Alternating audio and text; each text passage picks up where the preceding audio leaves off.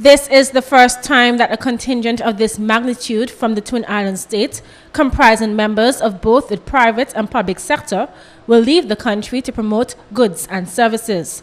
Deputy of the National Authorizing Office and the mission's manager, Barbara Williams, says the aim is to make the mission impactful and create synergies in both territories. We are seeking to link the private sector in Antigua and Barbuda with the private sector in Guadeloupe and Martinique.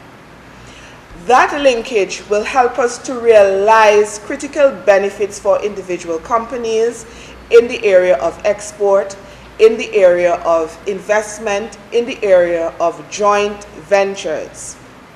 One of the primary outcomes of this mission is that we would be able to understand the framework for funding and to develop programs and projects with the counterparts that will benefit both the public sector and the private sector. She says there is already an existing trade route between the territories. She adds that the delegation will have numerous meetings with focus groups and key agencies. One of the issues that will be discussed will be the development of a ferry service between Martinique and Antigua and Barbuda. The man at the helm of the mission, the Honorable Paul Chet Greene, commends the office of the NAO for forging ahead and putting together necessities to make the mission possible. He says the mission will indeed open tremendous avenues for the country.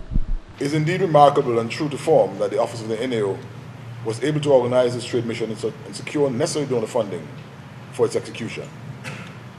It is not very often that trade missions have been self-financed, especially in such a short time frame. This trade mission is costing the Treasury of Antigua and Barbuda absolutely nothing.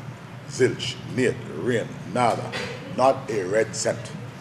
And I think in that regard, we must show gratitude to Dr. Clarence Henry and his team for making this possible.